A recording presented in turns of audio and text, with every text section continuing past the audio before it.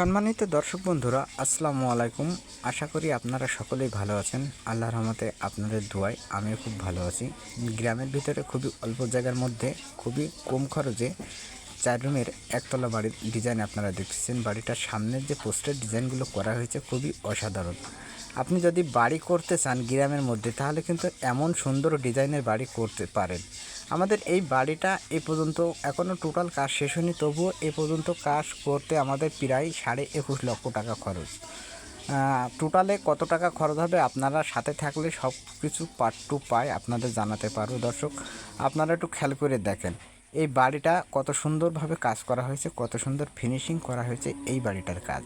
এই বাড়িটার যে কাজগুলো দেখানো হচ্ছে, এই কাজগুলো কিন্তু খুবই অসাধারণ, খুবই সুন্দর দক্ষ মিস্ত্রি দিয়ে কিন্তু এই বাড়িটার কাজগুলো করানো হচ্ছে।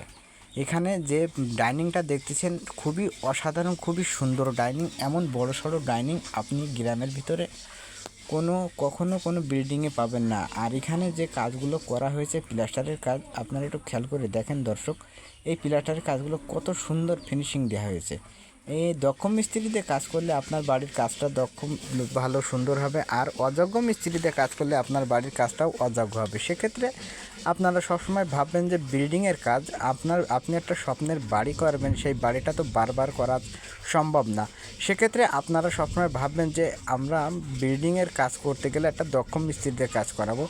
দক্ষ মিস্ত্রি দিয়ে কাজ করালে আপনার বিল্ডিংয়ের কাজটা খুবই চমৎকার হবে। সবথেকে বেশি ভালো হয় আপনারা ইঞ্জিনিয়ারিং পরামর্শ নিলে বিল্ডিংয়ের সবথেকে বেশি ভালো হয়। সেক্ষেত্রে আপনারা অবশ্যই আপনার কাছের কোনো ইঞ্জিনিয়ারের পরামর্শ নিতে পারেন। দর্শক, এখানে যে চৌকাঠগুলো লাগানো হয়েছে দরজার, সে চৌকাঠগুলো কিন্তু খুবই অসাধারণভাবে খুবই সুন্দর করে লাগানো হয়েছে। দর্শক, এই যে রুমটা দেখতেছেন, এই রুমটা আছে 14 ফিট বাই 12 ফিট। এই 14 ফিট বাই 12 ফিট রুমের জায়গায় গ্রামের মধ্যে কিন্তু খুবই সুন্দর একটা রুম। গ্রামের ভিতরে বিল্ডিং করতে গেলে রুমটা একটু বড় করতে হয়। আর যে সিঁড়ি রুমটা দেখতেছেন খুবই অসাধারণ সিঁড়িটা কিন্তু অনেক জায়গায় দেখা যায় সিঁড়ির ধাপগুলো অনেক উঁচু হয়ে যায় কিংবা ছা হয়ে যায়, কিন্তু সেক্ষেত্রে আমাদের এই বিল্ডিংয়ের কিন্তু সিঁড়িটা খুবই অসাধারণ সুন্দর হয়েছে। দর্শক, চাইলেই আপনি কিন্তু সিঁড়ির তলায় একটা টয়লেট দিতে পারেন। আর এখানে যে রুমটা দেখতেছেন, এই রুমটা আছে 12 ফিট বাই 14 ফিট, খুবই অসাধারণ রুম। এই রুমের যে জানলা দুটো আছে, এই জানলা দুটো 42 ইঞ্চি করে রাখা হয়েছে।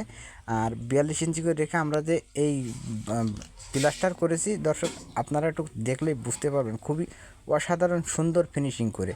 এইভাবে যদি আমরা টোটাল বাড়ির কাজটা করে আমরা যদি রং টং করে যদি বাড়ির কাজটা ফুল কমপ্লিট করি, তাহলে কিন্তু হেভি চমৎকার দেখা যাবে। সেক্ষেত্রে আপনাদের বাজেটটা একটু বেশি হবে, তারপরেও আপনার বিল্ডিংয়ের কাজটা খুব পারফেক্ট সুন্দর দেখা যাবে।